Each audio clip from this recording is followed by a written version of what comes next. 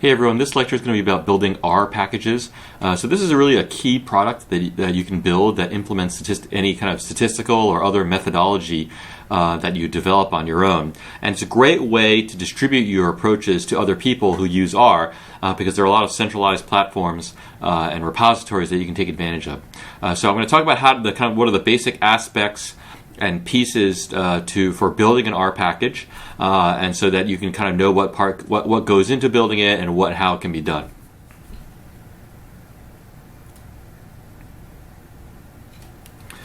So first, what's an R package? The basic idea is that it's a mechanism for extending the basic functionality of R. So when you download R, you get a couple of base packages, things like graphics and GR devices that kind of implement this kind of fundamental functionality. But there's all kinds of functionality that's not included in the basic R distribution, that's because it's basically impossible to kind of include everything that everyone might need in a single package. So there's an extension mechanism called the package system that allows other people to write functions and to write other kind of functionality, and then so that other users can kind of add it on or tack it on to the kind of base R installation. And so typically it's a collection of R functions or data objects that are kind of wrapped together with some other kind of elements like documentation. The goal of the R package system is to kind of organize this stuff in a systematic way so that anytime you get an R package, there are a couple of things that are kind of common to all packages, that the same things are always in the same places, and you always access certain things like help files in the same way. So there's a certain amount of consistency that's there so that users can kind of manage their expectations anytime they get a new R package. There are literally thousands of R packages written by people all around the world. So where can you find R packages? Well, typically you might go to a central repository such as the Comprehensive R Archive Network, or CRAN. Another big repository is called Bioconductor, which contains a lot of tools for bioinformatics and genomics and those kinds of areas. There are also a lot of packages that are hosted on source code sharing websites like GitHub, Bitbucket, Gitorious. And so you can attempt to install packages from those repositories also. Packages from CRAN or Bioconductor can be installed with the install.packages function that kind of comes with R, and all you need to do is specify the name of the package and the repository where it's coming from, and it will download and install the package for you. Packages from GitHub, for example, can be installed using the install GitHub function from the DevTools package, so that's a very handy tool. If you're building a package, you don't have to put a package on a central repository in order to distribute it to other people. You can just kind of send them a file or whatever is easy for you. But putting the packages on a central repository is useful because it allows anyone to really find your package and to install it if they want. So what's the purpose of making an R package? I mean, why would you want to go through the effort of doing this when you can just kind of send someone a file with your code in it? And so there are a number of advantages of having an R package available for other people. First of all, it's a structured format that other people kind of understand if they use other R packages.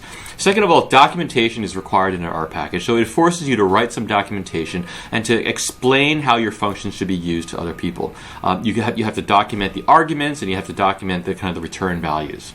Another thing is that it allows you to kind of create a well-defined API or application programmer interface, so that you can specify what functions the users should be calling and what functions in particular the users should not be calling. And so that way you can say, okay, well here, if you're going to make some functionality available to people and you only want them to access it through using a single function, then you can say in your R package, this is the only function that you can access. That way you can hide and abstract a lot of the implementation details away from the user, so that if you need to change them in the future, you can change them without ruining the interface that you've given to the public and for users to use.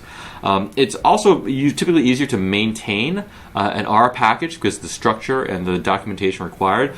If for some reason you decide you don't want to maintain your package, or you can't maintain it, you can always kind of pass it off to someone, and then the structure is already there for them. I think one advantage is that there's some standards for kind of reliability and robustness that people will have faith in, so they know that at least if it's on CRAN, it passed a number of checks, and that it will load properly and kind of not have a problem immediately on your system.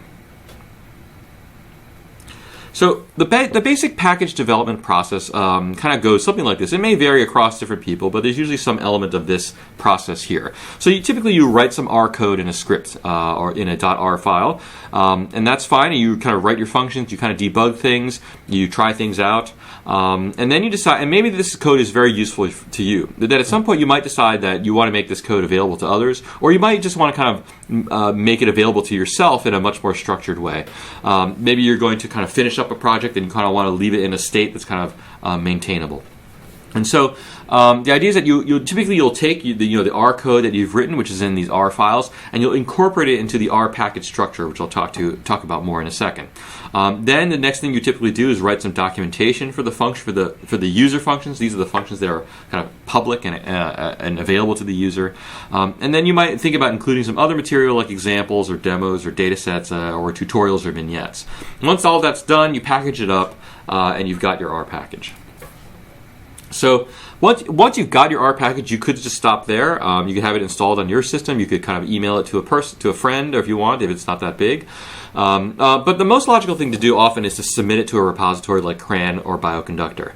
You can also push the source code to something like GitHub, a source code sharing site, so that other people can look and modify the source code. And typically there are two scenarios that you will run into once you make your package public to or available to the public. The first is that other people will use your code. They'll tell you about problems that they encounter, and they'll just let you know, and then they'll expect you to fix it. The other possibility is that they will look at your package, they'll look at your code, and if there's some problems, maybe they'll figure out what the fix is, and they'll fix it for you, and then they'll show you the changes, and then you can incorporate their changes. Either way, I think it's useful to have other users looking at your code and helping you to improve it. So this is a real benefit to making your code available to the public. And then once you've incorporated these changes, these fixes into your package, you can kind of release a new version.